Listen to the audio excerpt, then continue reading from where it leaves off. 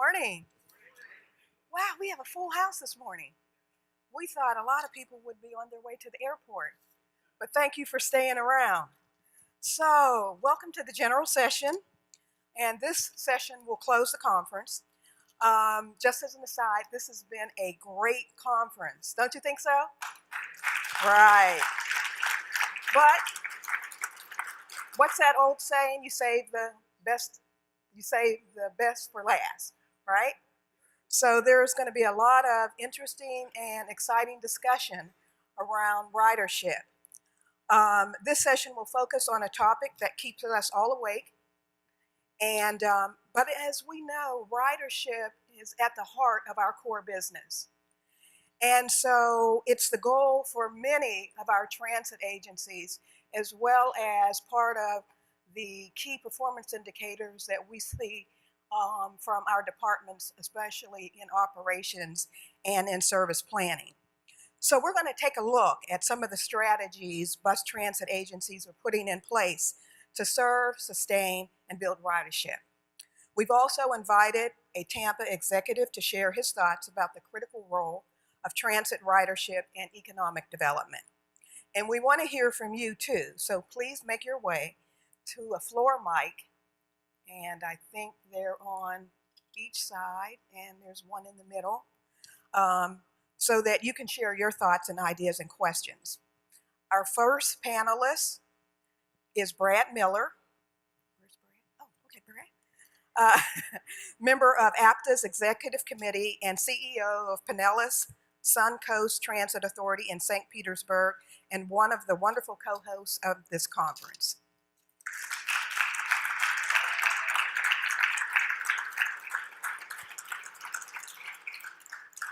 Next is Hunter Hargarth, Assistant General Manager of Monterey Salinas Transit in Monterey, California.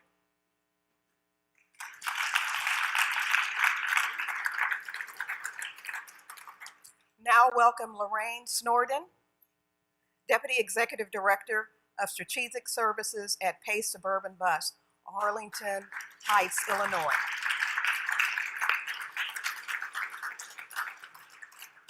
Next is Mark Sharp, Executive Director of Potential Unleashed, an organization that leverages economic development activity in the Tampa area. Welcome, Mark.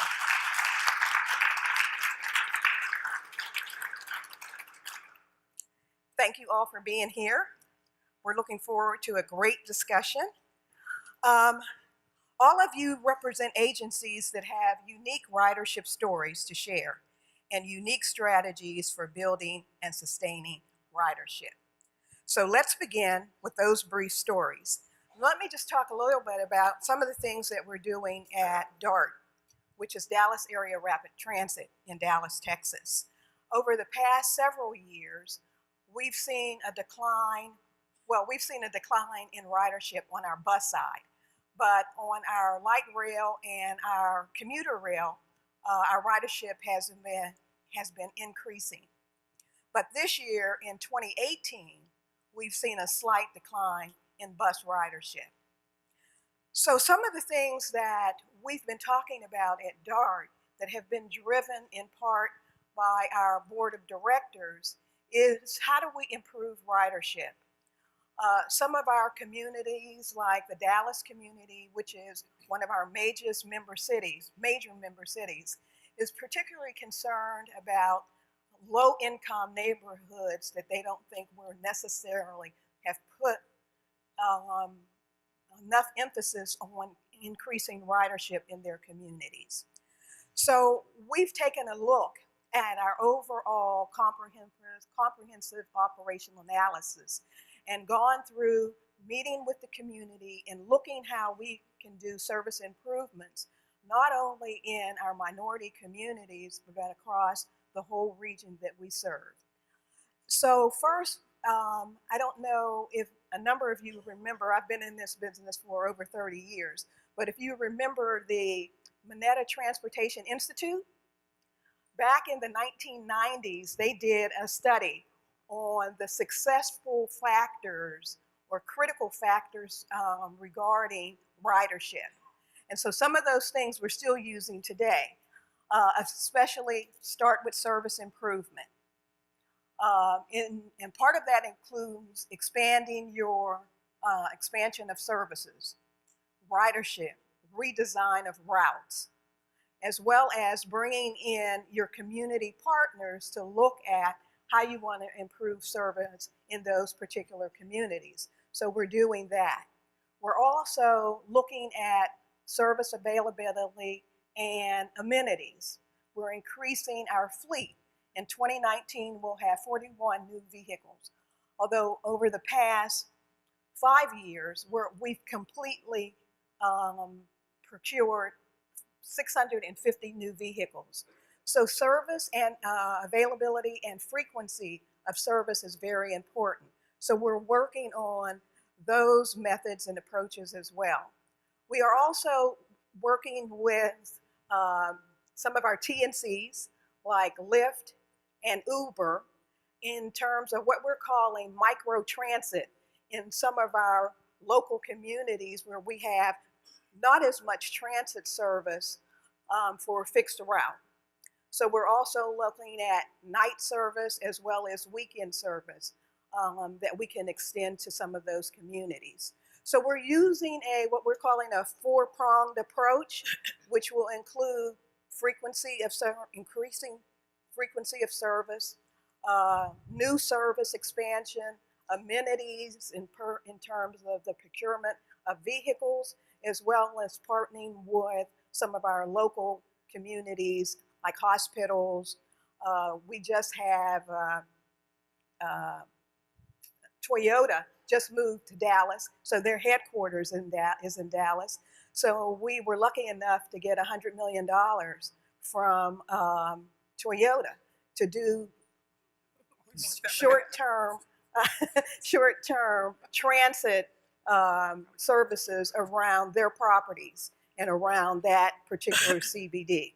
So those are all kinds of different opportunities that we're looking to move forward with over the next year. And so I'll end with that, and I'll take a seat and we'll hear from the rest of the panel.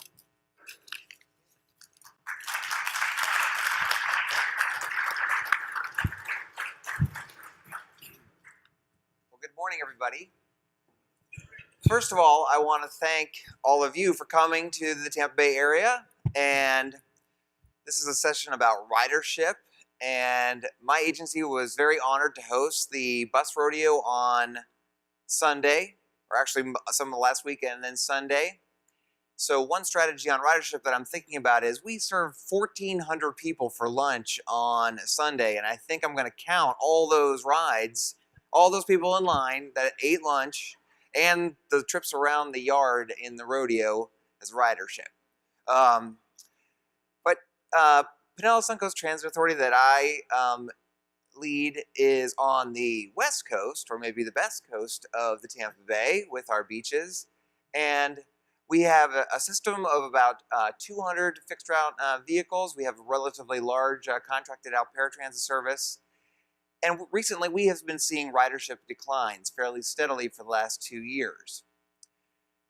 So we are also, or I think as Carol said, it does keep me up at night, and we're constantly getting questioned about our ridership and the trends in ridership. I like to pride ourselves on, and I know our agency really prides itself on being a data-driven organization and using research and doing research to help us identify what's coming up, what are key strategies. So of course we have to use the information that we can find. And APTA actually produced a really pretty nice Understanding Ridership Trends document last November. Thank you, Art Gazzetti here, for helping put that together. And so we're basically following that recipe, or at least those early strategies that APTA identified as ways to help our ridership.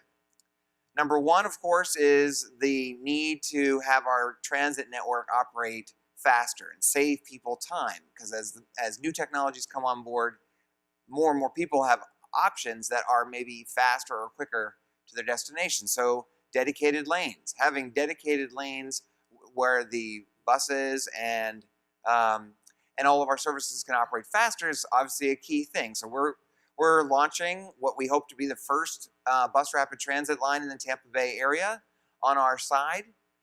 The Tampa Bay area has been struggling over the many years with getting a rapid transit launched. There's been multiple referendums on both sides of the bay that have not passed.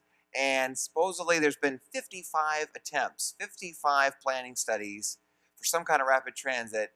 So we're very proud to have the very first one. We're 1 for 55 and getting a project into the small starts process with FTA. And then we're looking to expand on that be a catalyst, and then have a number of dedicated lanes.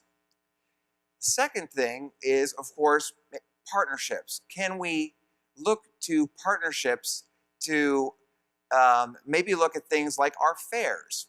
That was one of the recommendations in the APTA study, that with telecommuting and different trends in the out there, the regular daily rider every single day of the week is a thing of the past.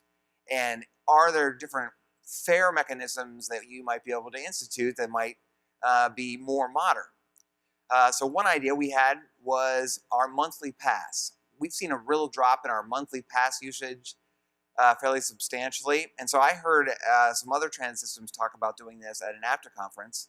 And we put our monthly pass on sale for half price during this past months of December and January, kind of our low ridership times of the year. So our normal pass sells for $70, and we put it on sale for $35.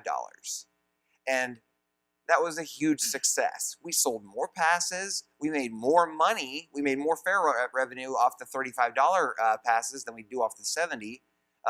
And we saw ridership on those passes increase. So that's a pretty good idea. I mean, I'm thinking that maybe we want to look at all of our fares in that way. Another fare program that we're very proud of, that we're successful at, is we have programs with universities, like a lot of transit systems do, where the university pays us and the students ride for either discounted or free. Well, we've expanded that to the business community in Pinellas County, and lots of the business community is around the tourist industry. So our big success recently has been to partner with the hotels along the beach, along Clearwater Beach and St. Pete Beach. And now I think we're on our way to getting every hotel a deal where they pay us an annual fee, and then their employees, which sometimes they don't even give their employees parking on the beach, so they're very regular riders, and their guests, by showing their hotel room key, can ride transit for free. And this has been a huge success. We just finished our highest ridership time of the year, spring break. It's kind of crazy around this area, and that partnership with the hotels has been really successful. And last, of course, which is the biggest nut to crack with my board that I report to, which is made up of elected officials from Pinellas County.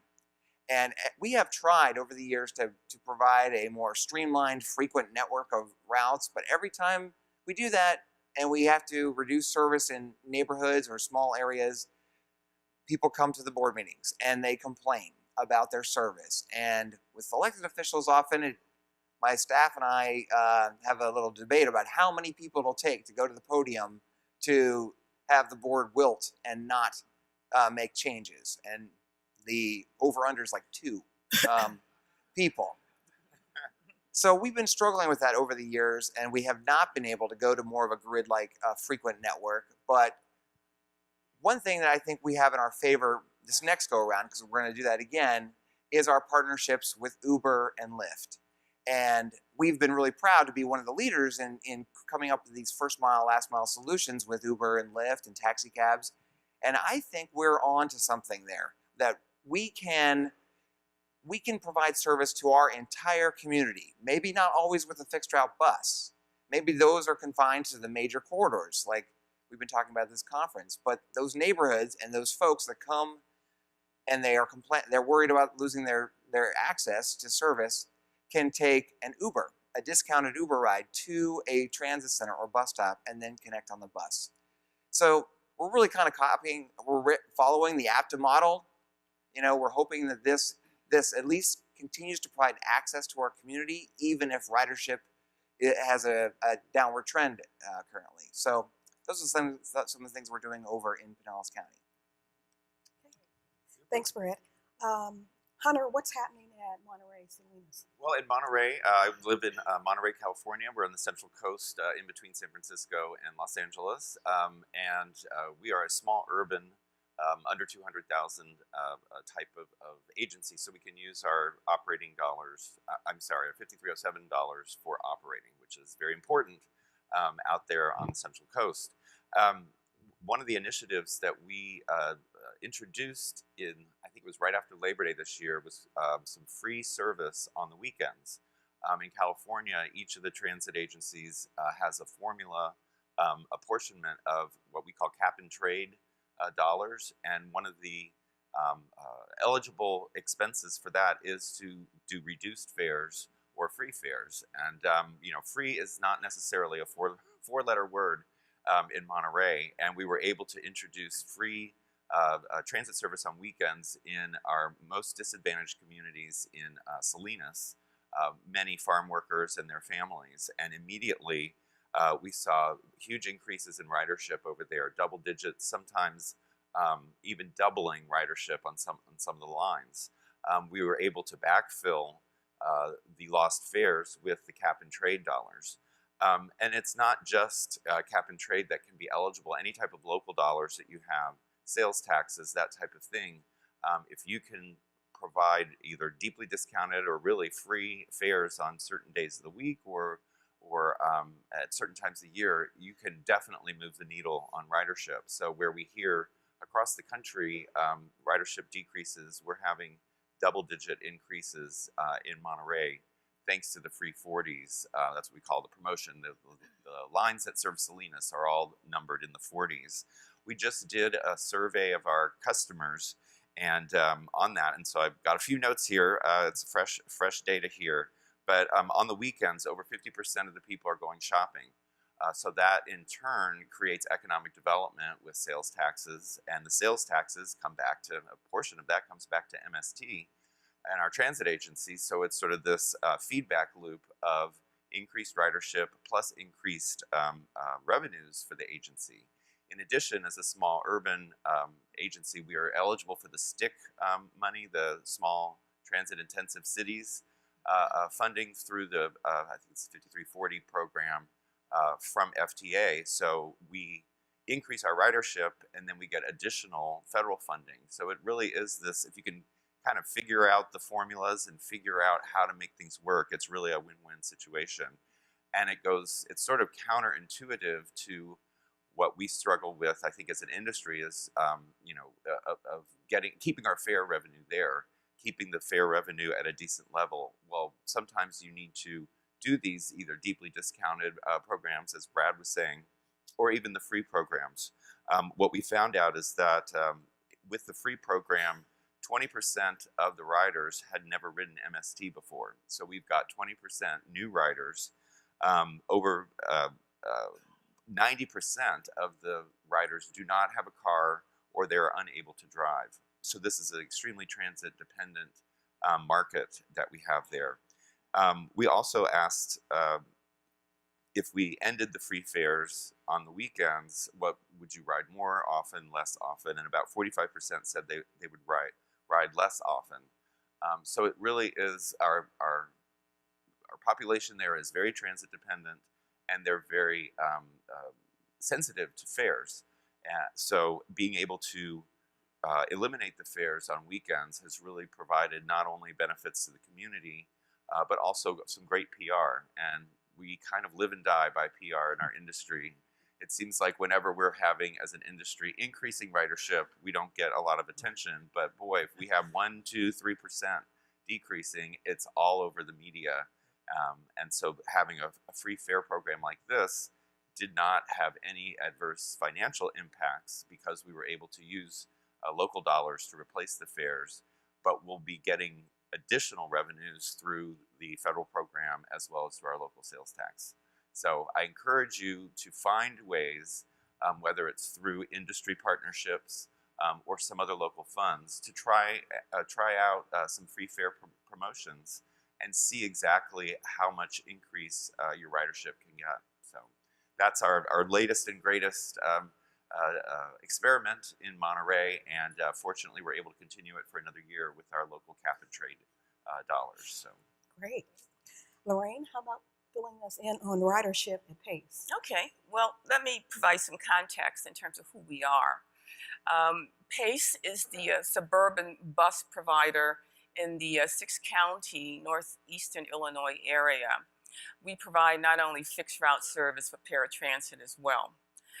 We serve 271 different municipalities. Our geography is over 3,500 square miles.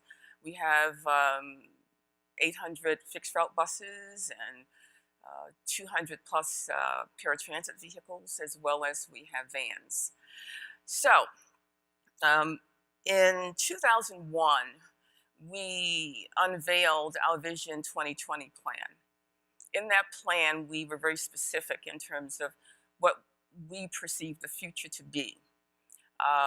We wanted to serve the first and last mile. We wanted to serve the short trips within communities. We wanted to improve passenger facilities, and we wanted to improve the speed between suburbs, because we're predominantly a suburban organization, although we do have services that go into the city. So our biggest ridership is on our bus on shoulder operations. We have 3 expressways that we're currently serving: I-55, I-90, and I-94. These routes do extremely well because the customer is able to park their car, hop our buses, and go into downtown Chicago. We charge nothing for the parking facilities that they use. We also have a lot's been said here about BRT. Well, our concept is ART, which is arterial rapid transit, and our service is in mixed traffic, and there's no dedicated right-of-way for it. However, we are rolling out our first ART in the fall of this year, and we have done all the bells and whistles. We followed the federal guidelines precisely because we did a study that said that there are 24 corridors in our area that can use that treatment along with TSP.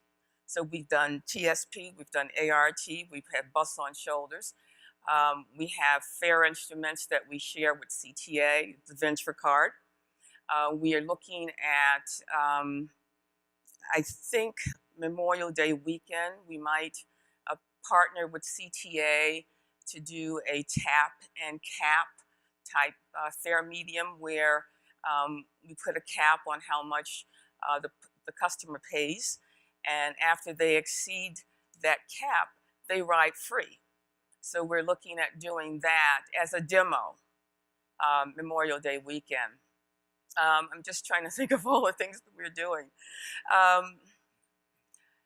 We have very good partnerships with the roadway organizations, the local transportation and planning agencies in our area. Everything we do is collaborative. When it comes to the bus on shoulder operation, the highway guys came to us and said, we'd like for you to help us because we very much need to move the cars off the highway.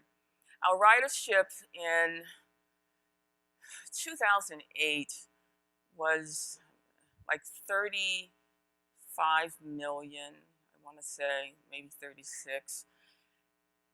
In last year, 2017, the ridership had dropped to 28 million.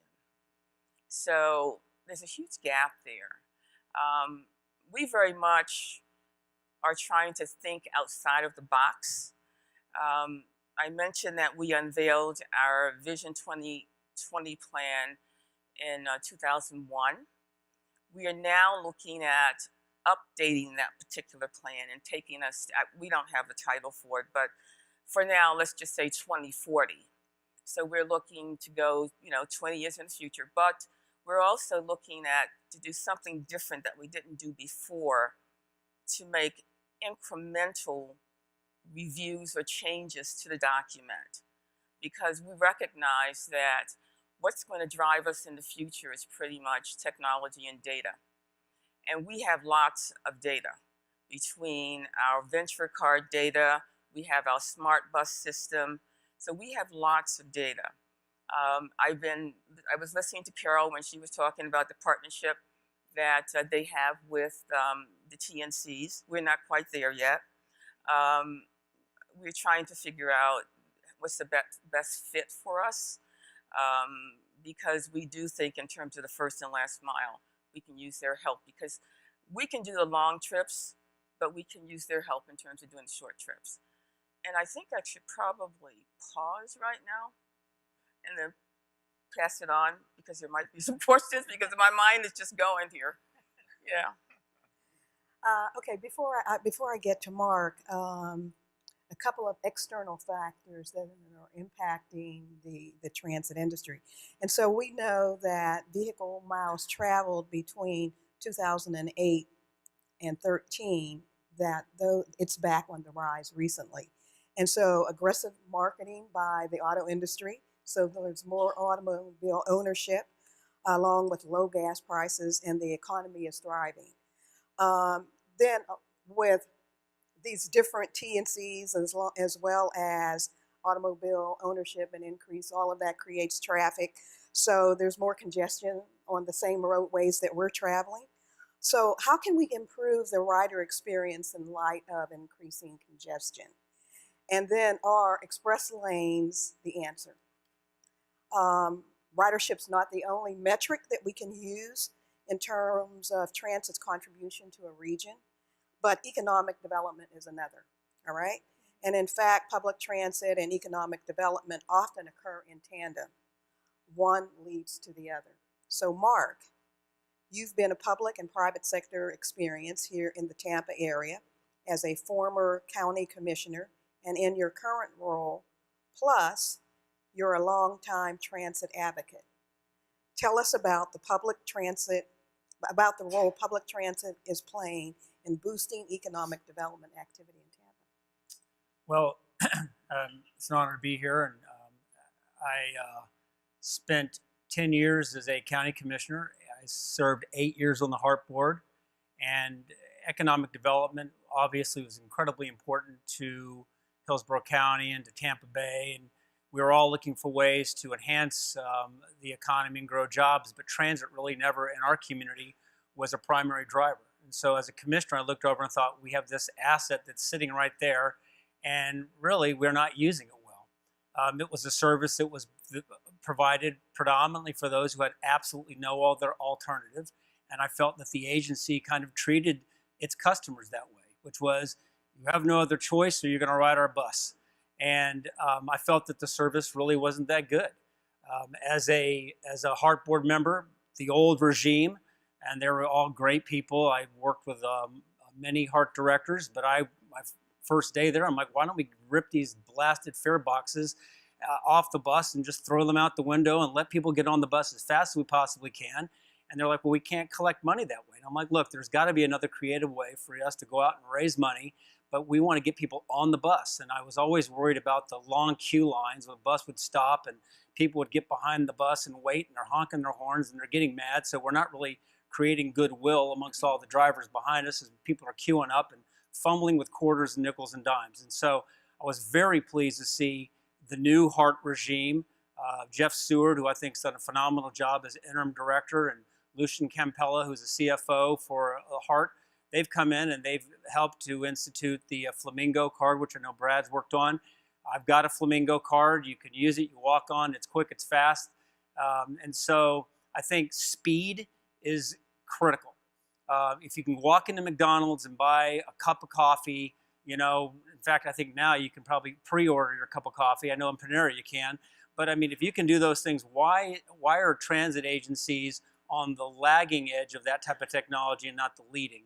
So as a commissioner and as a HART board member, I was pushing for these changes. We added Wi-Fi to our buses. I was pushing that real hard. We got a lot of good reasons from our consultants as to why that was going to be way too expensive. So I went out and got 8 students from the University of South Florida and said, all right, can you figure this out? Because these guys are going to charge us a heck of a lot of money to put Wi-Fi on their buses. And 8 college students came up with a really creative way to provide the service. We promptly ignored them. We shouldn't have ignored them. I would encourage if you have a question, I would open source it. I would go out to students, I would go out to others and say, can you help us solve this problem, to get them to engage. I'm now the director of I've been, since I left, they were thrilled that I left both office and the HART board. I'm now the executive director of what's called Tampa IP Potential Unleashed, and it's a private partnership. The University of South Florida, Moffitt Cancer, Florida Hospital, Busch Gardens, University Mall, and some 200 other businesses have all joined. And what we realized up in the university area, which is about 7 miles to the north of where we're sitting right now, is that whole area, we can unleash a lot of economic potential if we can get people out of their cars and onto public transit and using other sources of transportation. I'll just close by saying it's got to be so simple that anyone can figure it out. When you get on the bus and you're confused and you don't know what to do, your odds are you're going to go back to the alternative of your car. If you've got, I mean, I was in the military. I had 20 years in the Navy, and I got on the bus and I was intimidated by the route structure. And finally people could see I was lost. And so the lady sitting next to me would usually be the one going, son, here's how you work, and this is you pull this little cord to get off, and you know, and you need to get on these other buses to get to wherever you want to go. So I would say make it really simple. I would urge the bus agencies to not fight the Ubers and the Lyfts and the rideshare, but to embrace it and bring it in and make it a part of transit. We've done that. We're creating a circulator called the Uptowner, and I would give huge credit to Kimley Horn and to Clarence Ng, who is also on our organization, but the consultant who helped put the circulator together. And I really also give a great credit to Hart and to Jeff Seward and to his team, because they have embraced now this circulator a private circulator funded in part by our businesses who want to create an alternative to people driving their car, but it's going to be a partnership between the private businesses, the public agencies, fusing it together to create something that will really work. Great. Lorraine, PACE is one of the largest bus commuter agencies in the country and takes thousands of Chicago area people to work. What can you share about the relationship between transit ridership and job development? Well, you know, I was thinking about that last night, actually, in terms of how the patterns, the development patterns are actually changing. I'll give you an example. We provide service between some commuter rail lines going into a huge employment area, Lake Cook Road. And what I'm finding is that a lot of the major companies are either relocating or they're consolidating. So a lot of the buildings are vacant. You're looking at, and much of what we do, our largest ridership is peak ridership, taking people to school or to work. And so a lot of the big box places and the brick and mortar places are also, you know, going under. So we have a challenge in front of us in terms of how we are going to restructure our services. And that's why I'm embarking on our next vision plan. There's no magic bullet here. You know, I wish I could tell you, oh, you know, ridership is going to quadruple in X amount of time. It ain't happening. In terms of, I can't tell you that definitively. We are trying as many different things as we can. And I want to say that we are not discounting the TNCs at all. We very much want to partner with them, work collaboratively with them.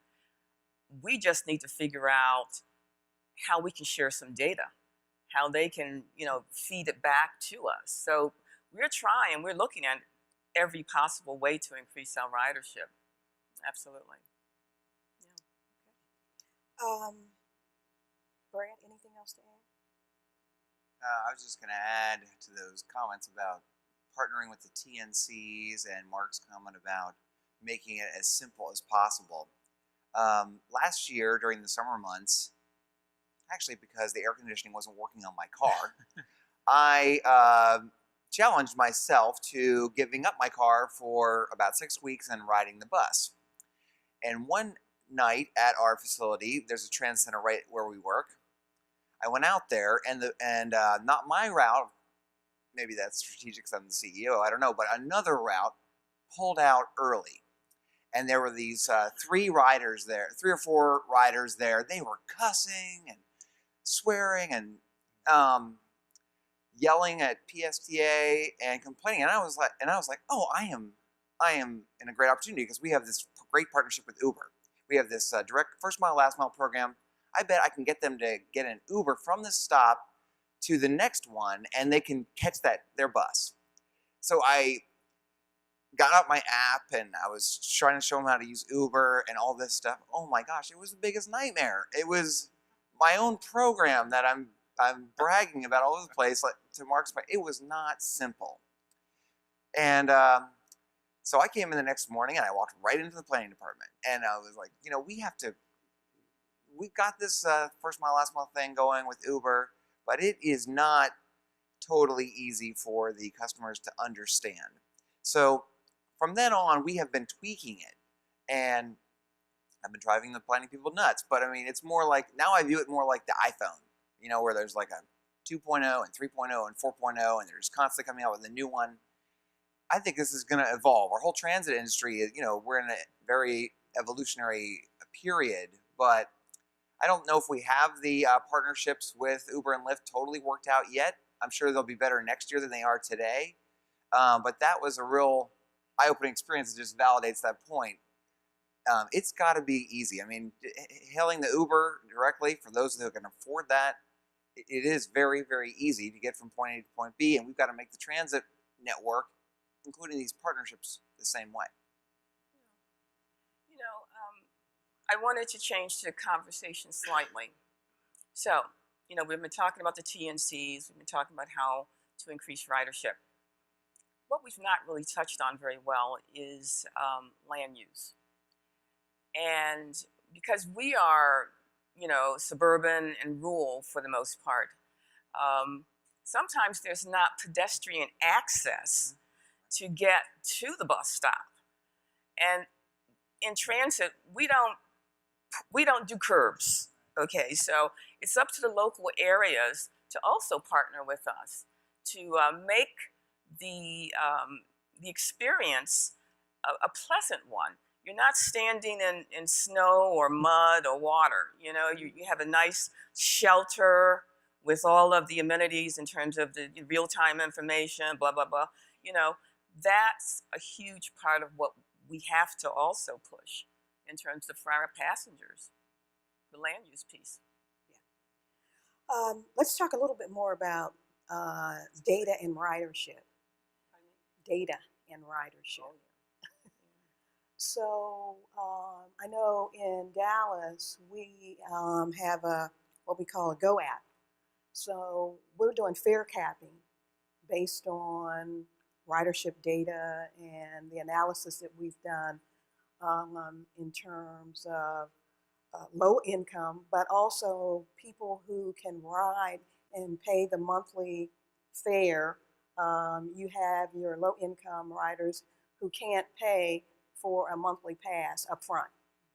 And so one of the things that we've done is that if you ride X number of days, then you get to ride the rest of the month for free. Okay? So that's driven by data because now we have a mobile app that's telling us when people are riding and how often and how much people are riding. So what other types of opportunities are available in terms of this whole data and technology uplift that's coming from the industry? Well, I can address that in one of our situations that we just implemented a few weeks ago. We have partnerships with 4 local military installations. They have been very important to our ridership totals If you look at our core ridership without the military partnerships, we would have been going down significantly in riders, the sort of traditional bus rider. But because of this increasing amount of military partnerships, we've had a large increase in ridership, or that's kept us from falling off significantly. With those partnerships, the military wants to know data, and we try our best to give them data that we get on the fare box. But not only do they want to know how many people are getting on, they want to know how many people are getting off, stop by stop. So we've not invested yet, but we're doing a demo with automatic passenger counters, and we're able to give that data to the military. And thanks to that data, they now are looking at increasing the number of buses that they want on the base, which again would be more revenue, more ridership, and help with our overall statistics. So the passenger counters, we had resisted investing in them for many, many years, relying on our coach operators to count, or the fare box. But having the automatic passenger counters has really provided some very quick benefits for us, and a lot of data that our partners want to know, that before those, we weren't able to really give them a good snapshot. I'd like to add, I think your point about land use is really important. As a commissioner, I saw this when we would be talking with developers and others about projects that they were looking to bring into our county. We would often talk about, well, the offset to your project would be a road improvement, but we never discussed a transit improvement. And so we were always focusing on how we could get them to help pay for the roads, which are incredibly expensive, but never really how we might integrate transit into their business. And so the data, when we could sit down with them and say, look, a number of your customers or the people who work in your industry use transit, that's very helpful, because then we can develop that relationship and encourage the public-private partnership necessary to make your business more accessible to transit riders. And I think that, at the end of the day, I look at our bus stops. Again, I want to go, get off on a wild tangent, but as a commissioner, I hated our bus stops. I thought they were ugly, and oftentimes just sitting there planted on a plot of crabgrass with not even a cover when it rained.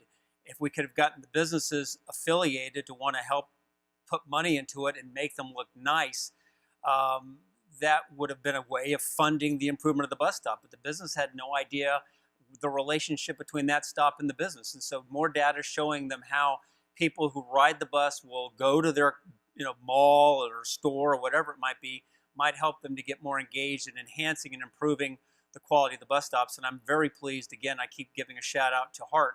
But I think, what I've heard from both the new, with the interim director and the CFO, is that they're really pushing now. They're inventorying all their bus stops, and we're looking at a partnership between private industry and every single bus stop. And they don't have to all look uniformly boring or dull. They can be very creative and colorful and bright and accommodating and drawing people in.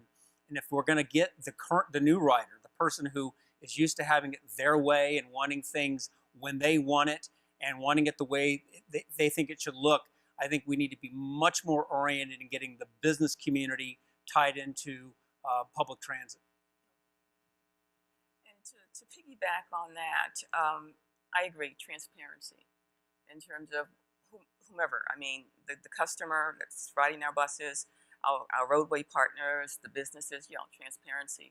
You were asking, however, about data. And so in the Chicago metro area, we have intelligent bus systems, so we get a lot of data through trapeze off of the buses, and we have APCs also. But also we have that Ventra, which is our fare instrument, that we get data from that as well. We have customer satisfaction surveys that we do periodically in the region. And so when you kind of combine all these data sources together, it gives you a profile, if you will, of your customer. And so what we say is that, we kind of know the DNA of our ridership because of all the various data sources that we have in the metro area. We're running out of time. We've got about 8 more minutes. And I do want to give the audience an opportunity to ask a couple of questions. But just in terms of the sense of urgency around ridership, traditionally, I think what we've done as an industry is it's kind of ebbs and flows in terms of when we're really driving toward ridership and other times we're not. And so, so it seems like there are a couple of things that we need to do in terms of just long-term and short-term planning. Because like at DART, we have a 20-year financial plan, but we don't have a strategic plan for ridership. Sometimes we're working on ridership a little where there's more a sense of urgency than other periods. And there's not an inclusiveness around the whole agency really understanding how we all need to be driving ridership from not only from the top, but the board, but the driver on the bus in terms of customer service and how they interact with our customers. That's important as well. So do we have all of the amenities and those types of things around trying to encourage riders to ride our service? Could I address that Yeah. very briefly? What I like to say is the holy grail of public transit is to make public transit faster than being in your car. In Monterey County, we have no HOV lanes, so we don't have that advantage. But we did install 2 queue jumps at 2 very congested intersections. And we're trying to do, looking at what Pace has been able to do with Bus on Shoulder, we got our local assembly member change the state law, ran a bill, changed the state law to allow us to try Bus on Shoulder. There's an abandoned rail line, a right-of-way, adjacent to the most congested part of our freeway system in Monterey County. So we're going to try to do basically a fixed guideway bus rapid transit, so that the people that are on the freeway are sitting in their cars bumper to bumper and they see our bus go by at 60 miles an hour. Those are the type of things that I think will get the choice riders, that will be able to recover those choice riders if they can get to where they need to go faster on public transit. To your point, Carol, about what's the sense of urgency, I do think there's a sense of urgency about this because, as we know, the technology is completely changing the whole transportation world.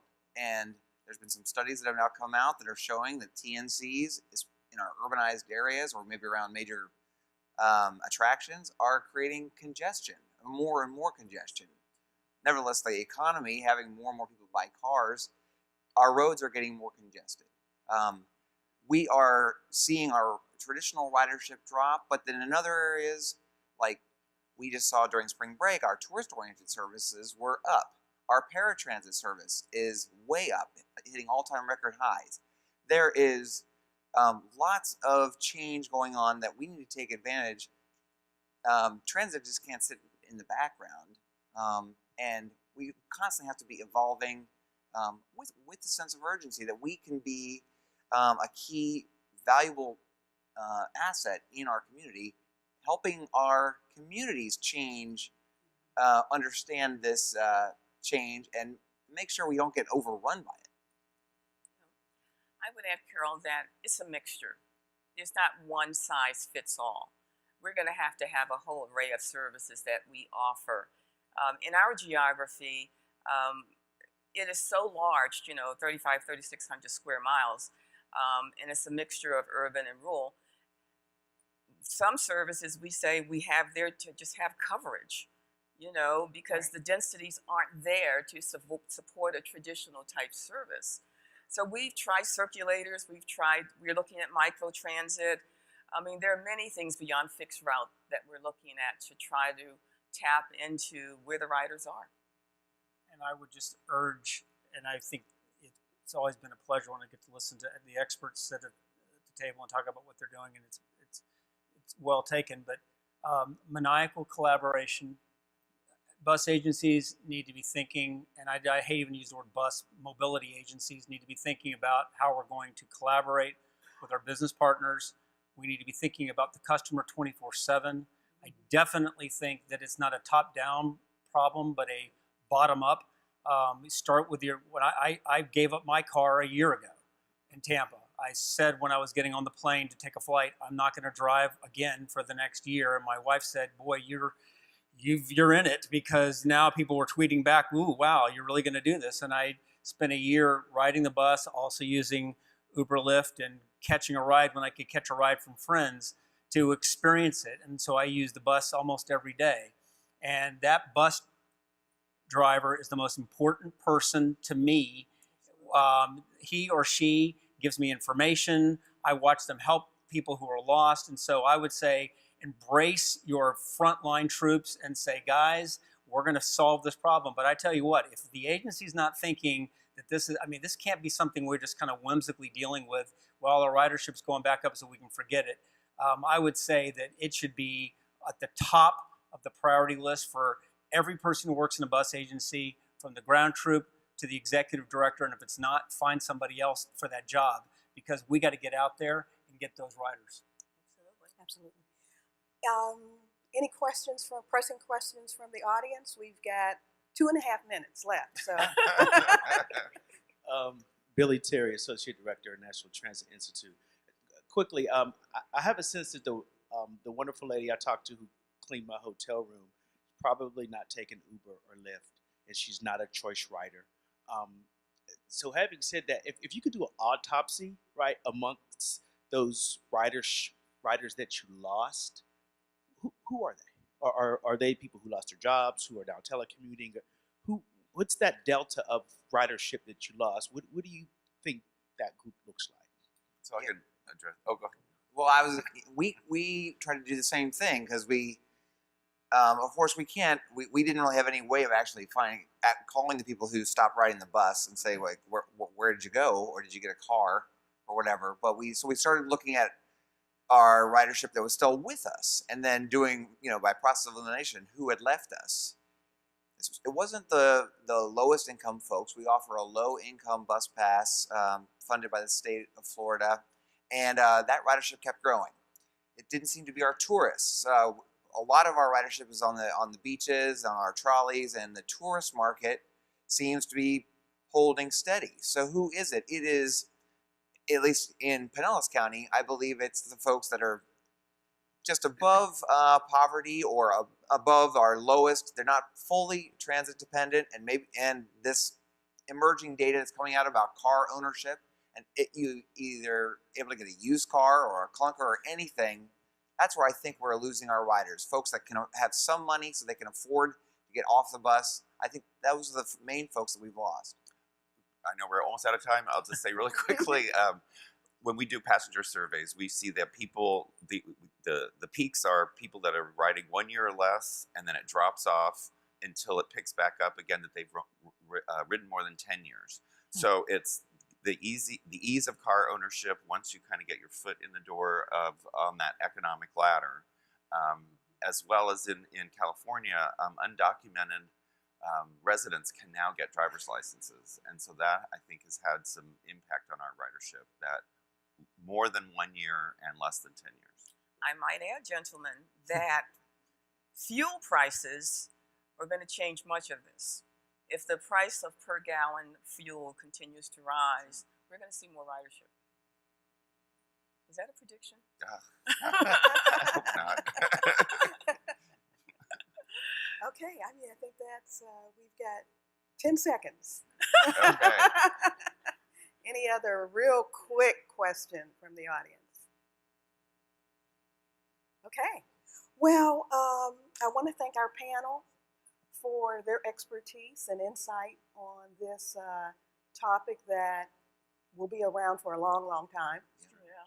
And it's really important for us in the industry to really have a different, I'm going to say, playbook than what we've been using before, so that we can get as many riders to our service as we possibly can. So thank you very much for all of you as well for staying and attending, and especially for our panelists. Let's give them a round of applause. Gentlemen. Thank you for moderating. Well, thank you. And as you exit, I'm going to ask the president of APTA, President and CEO Paul Skatellis, to come back to the stage. Carol, and thank you, panelists. That was a fantastic discussion. I think we could have gone at least another 30 minutes or maybe even an hour. But you heard a lot of the themes, I think, that were threaded throughout our conference here in Tampa. First and foremost, we're talking and have talked about ridership here. But earlier this week, we're talking about mobility and all the implications of that. And I heard so many comments that I believe are spot on relative to where we are as an industry. You've heard the notion of collaboration, of experimentation, of taking risks, but embracing change. And I think that is the hallmark here. It's really about embracing the changes that are all around us. And as we planned this conference and these sessions, we thought it'd be very apropos to finish up with this conversation and discussion about ridership, because it is central to what we do. It, again, is perhaps not the only measurement of what we deliver for our communities, but it is an important consideration as we build around that the other criteria and measurements of success that we need to do as an industry. We can't forget the fact that how many people we carry and where we take them, and the urgency of their travel is really paramount to our jobs. Again, I want to thank Carol for moderating the session. I want to thank our panelists, Brad Miller, Hunter Harvath, Lorraine Snorton, and Mark Sharp. They did an excellent job. Let's give them another round of applause.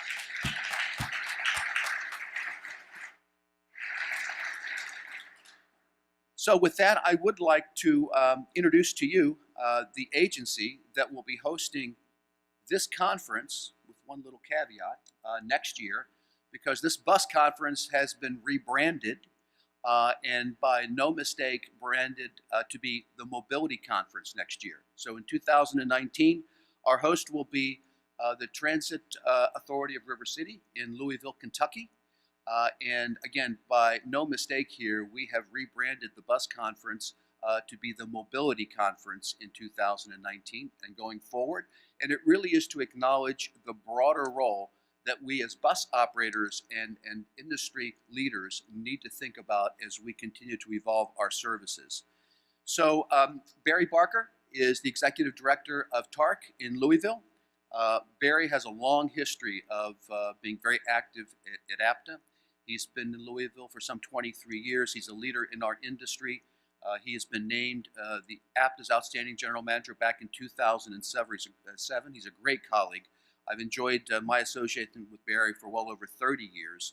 And he is, I know, personally excited, as is TARC, in hosting our conference next year in Louisville. So let me welcome to the stage Barry Barker.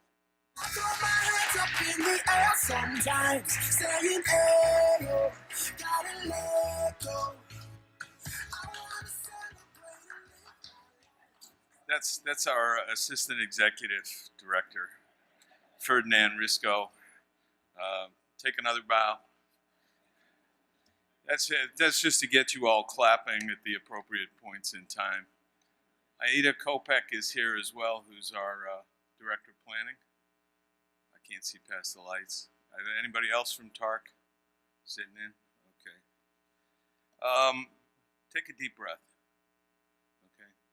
Forget the salt water out here. Start thinking big rivers, fresh water. The Ohio River runs right by us. All right. What I'm going to do is give you a few factoids, give you very quickly a few things about us, a few things about Louisville, and then we've got a short video. But we at TARC are 210 people strong, providing 14.5 million trips annually, and we are constantly seeking to improve the social, economic, and environmental well-being of our community. We are APTA Sustainability Commitment signatories. We are in the process of moving from bronze to silver. If your property has not signed up as a signatory, give it a look. Simplest thing to do. No pressure. No pressure at the beginning. We'll get you as we move on down the line. I want to talk a little bit. We put a high degree of value on partnerships. We have a partnership. One example is with Jefferson County Technical and Community College. Several years ago, they wanted to improve the mobility their students and staff. Yet they didn't quite, they had to justify the expense of making their ideas as good as a transit pass. So we worked with them, a sample size of 200 students, went back a year later, took a look, twice the retention, twice the graduation rate for those people who had opted with the passes. Incredible, incredible numbers. Their entire student body and faculty can now ride TARC. Their ID is as good as a transit pass. We also work with the Coalition for the Homeless. We were, everybody, their brother and third cousin was asking us for free tickets. So we finally sat down and said to the coalition, look, we'll buy one, get one free. And the other thing, what we'd like you to do is become the focal point of managing the distribution for that. And so that has worked very well. It also works in another way. When we have homeless-related problems on our system, we don't call the police, we call the coalition. They take care of it for us. The police like it that way because they're then not locking anybody up, right? And we're taking care of what is can be a very thorny issue.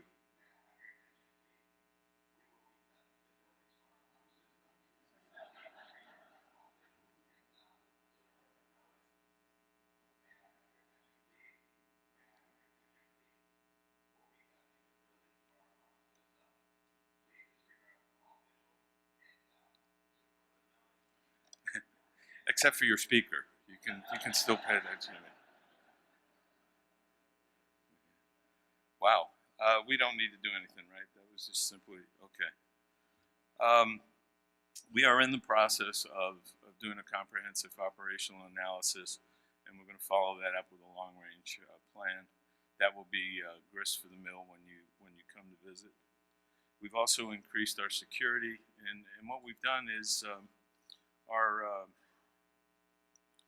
operators can, in fact, order up a pair of officers to ride with them. We have a setup where, for a given part of their route, they tell us certain days of the week they've got a continuing problem. We'll put police on that and actually have them ride that segment of the. So it's all driven. That particular aspect of it is driven by the employee. We have 15 all-electric buses, and I think for a brief window in time, we're going to be the largest all-electric fleet east of the California-Nevada line. So, if you can wrap your mind around that one. And then we're in the process of developing a bus rapid transit line, 15.2 miles, and that's on Dixie Highway, which has an old label of Dixie Dieway. So you can imagine it's kind of, for those of you who've got Dixie, a segment of Dixie Highway flowing through your community, you know it doesn't flow. Okay, someone doesn't like me. The other piece is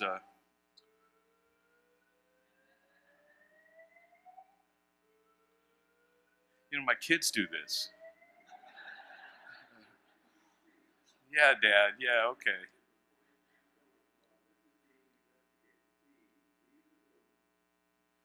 But we ignore that. Okay.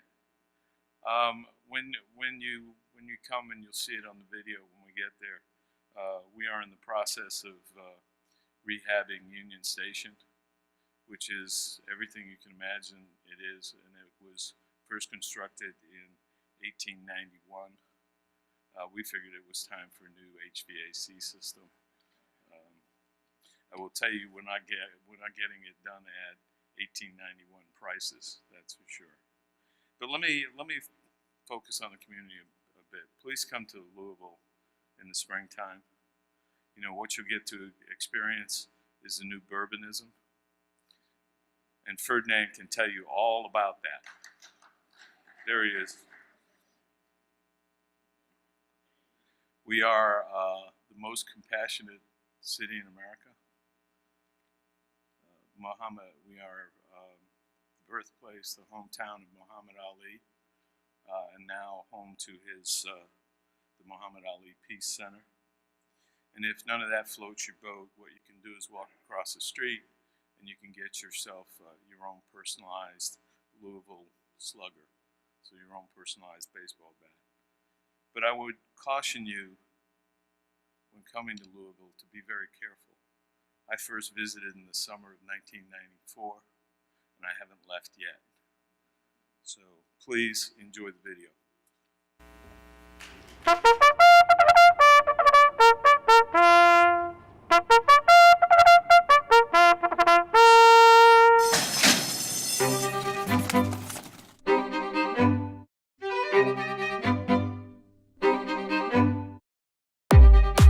Hello, APTA members. I'm Greg Fisher, Mayor of Louisville, Kentucky. We're excited about hosting the APTA International Conference in 2019 and sharing with you all the great things about our city, from our compassionate spirit to bourbonism, which is what you get when you pair our world-renowned foodie scene with our state's signature drink. So come to Louisville and experience the excitement of horse racing at Churchill Downs, or see firsthand how world-famous baseball bats are made at Louisville Slugger. Check out our Fraser History Museum and the Muhammad Ali Center. Take a walk on the Big Four Bridge across the Ohio River and enjoy our awesome waterfront park. There's a lot to see and do here. Hi APTA, I'm Karen Williams, President and CEO of the Louisville Convention and Visitors Bureau. It is my pleasure to welcome you to the Bourbon City. We can't wait for you to experience our authentic brand of Southernness while you are at one of our iconic attractions or in visiting one of our neighborhoods, from Whiskey Row to Nulu to Germantown to St. Matthews. And you'll taste and sip your way to see why our culinary scene is getting recognized around the world. We hope your stay in Bourbon City raises your spirits and keeps you coming back for more. Cheers. Hi, I'm Barry Barker, the Executive Director of the Transit Authority of River City. We are proud and excited to host the 2019 APTA Bus and Paratransit Conference and International Bus Rodeo. We can't wait to show you how we do transit and how we are delivering the 21st century now in Louisville, Kentucky. From our all-electric fleet to our emerging bus rapid transit service, we are committed to bringing cutting-edge, clean, smart transportation focused in a very humanistic fashion for our residents and visitors. We're really looking forward to sharing our Southern hospitality with you all. See you in Louisville.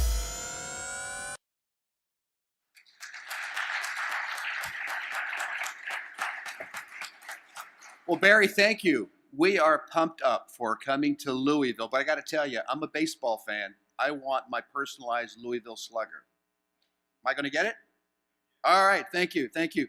Hey, I hope you've had a great conference. I can tell you that I've enjoyed it, and I know that as many as I've talked to and interacted, I think it's been tremendously worthwhile. Rich content of programming and sessions. We had a spectacular bus rodeo last night. If you were there, who was there last night for the rodeo?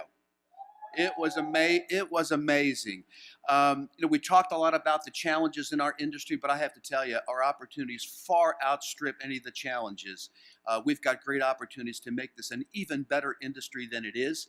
The talent is here within our industry, within this room, to do that, to take it to the next level. We've got great opportunities. Let's work together to write the next chapters for public transportation. It's an exciting time. Thank you for being here. Thank you for making this such a great success. Have a good, safe trip home, and we will see you at the next APTA conference. Thanks very much.